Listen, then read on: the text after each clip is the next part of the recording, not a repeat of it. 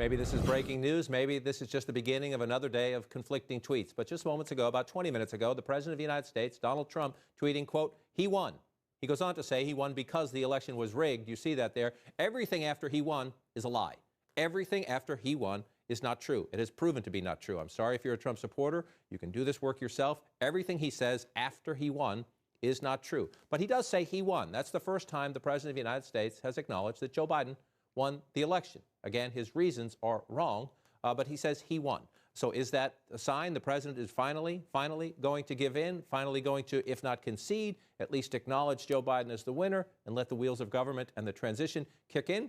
CNN White House correspondent Caitlin Collins is with us. Michael Scher of the New York Times will be back for the conversation as well. So, Caitlin, there could be another tweet moments from now saying we will win, but he does say we won. He won. What do we make of that?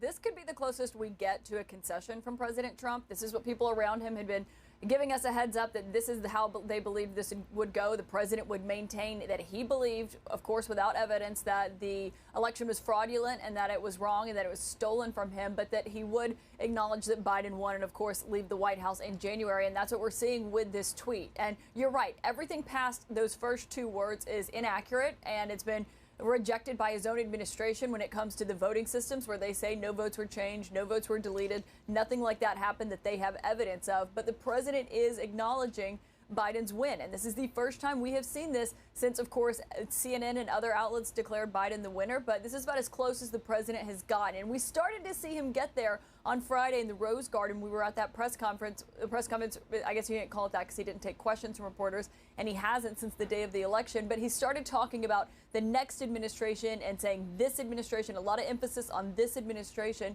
Of course, meaning that there is going to be another one after him. And so this is about as close as we've gotten to the president acknowledging that Joe Biden won. But, John, the question here is, does this tweet change anything? This has been the question of the Trump era. But does this actually change anything? And does this actually give his government the ability to sign off and start this transition, start giving funds to the Biden team, start giving them access to emails and office space and all the things that we've been talking about that they don't have? That is something that still seems to be unclear at this point. Right, because you get mixed signals all the time, and Michael Scher of the New York Times is still with us. Michael, the mixed signals could include this morning he starts a tweet with he won, and as Caitlin and I both noted, everything after that is false, but he won. The President of the United States used those two words for the first time. But just last night, he tweeted, I look forward to Mayor Giuliani spearheading the legal effort to defend our right to free and fair elections. So last night, Rudy Giuliani was going to continue the fight. Forgive me, Mr. Mayor, but Rudy Giuliani is now a TV lawyer. He's not a courtroom lawyer anymore. And the president's real lawyers were turned away. They were turned away in Michigan. They were turned away in Arizona. They were turned away in Pennsylvania. The firm in Pennsylvania gave up and said, we're not doing this anymore, because they've gone into court repeatedly and been told by judges, you have nothing. You can't come in here unless you have evidence of real fraud. But what do we make of the fact that this morning he won? Last night, Rudy was going to lead the charge. I mean, look, I think one of the striking features of this presidency for 4 years is that President Trump has always focused on talking to the one audience that he cares about, which is his base, right? The people that are out there rallying for him.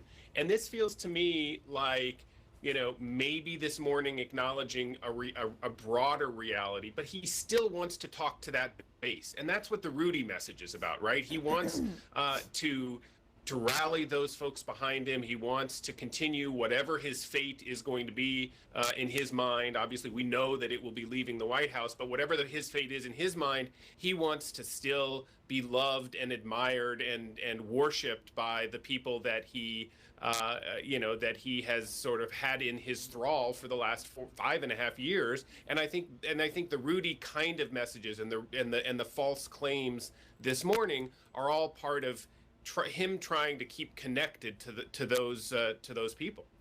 Right, and to that point, Caitlin Collins, look, this is the administration that brought us the term alternative facts very early on. And now many of its officials are living in what you just have to say is an alternative reality. Mike Pompeo says there'll be a transition to a second Trump administration. Peter Navarro came out and said that on television the other day as well. The press secretary, who somehow thinks she's allowed, even though she's getting paid by taxpayers, to sit at the campaign headquarters and go on television all the time, says the same thing. She also tweeted yesterday this amazing, more than 1 million marches for president, descend on the swamp in support. No, there were 10,000 or so, maybe double that here in Washington. There were not 1 million marchers. So the alternative facts, alternative reality continues. I guess the question on this Sunday morning is it beginning to crack with that tweet?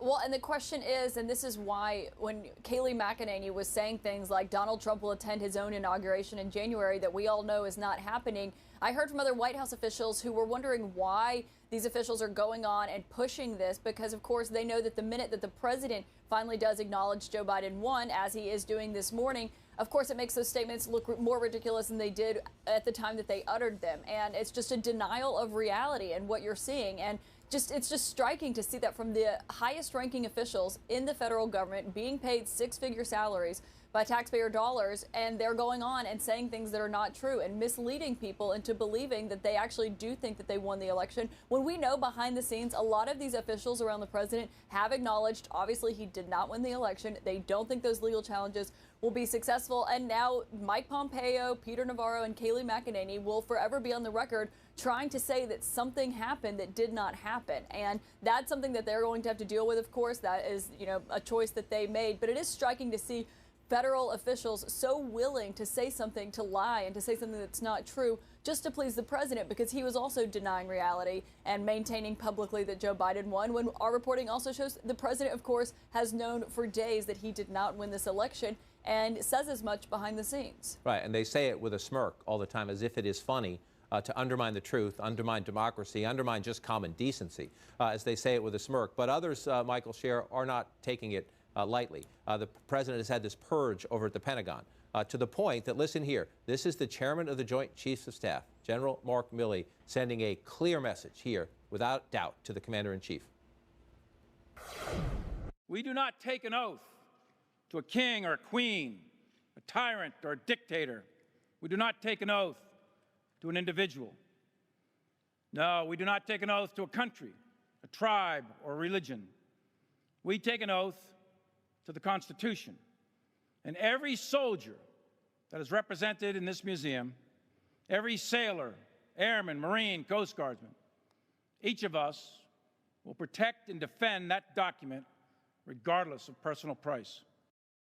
I've been in this town for 32 years. I have never heard a senior general, especially the chairman of the Joint Chiefs, our highest ranking military officer, that's a stare down to the President of the United States. Well, there's never been an instance where somebody like that, like General Milley, thought he had to underscore the fact of the oath to the President of the United States. I mean, that's just a sort of backwards, inconceivable notion. But I think it underscores, the fact that he still is president. Donald Trump is still president for another 66 days, and there's a lot a president can do. And look, Joe Biden respects the notion that former president-elects have respected during transitions, which is that there is only one president at a time. Joe Biden is going to respect that. He's not going to try to assert himself as some kind of shadow leader. But it, General Milley's comments underscore that, whether it's military action, whether it's a lack of action on the pandemic, whether it's legislative efforts or more executive orders, this president still has 66 days where he can exert the power of that office. And I think, General Milley is trying to remind him, there's still a constitution, there's still a government, there's still a democracy to protect here, and we need to do that no matter who's in the office. Right, that some people actually honor their oath and believe in the rules and the way things are supposed to work. Right. Michael Scher, Caitlin Collins, grateful for the reporting and insights. And just to wrap it up again, the President of the United States tweeting a little more than a half hour ago now, he won. The rest, everything after that, everything after the he won is a lie about rigged elections and so on and so forth. But we will see if the president actually is ready to acknowledge it publicly, consistently, and do the right thing and get along with the transition.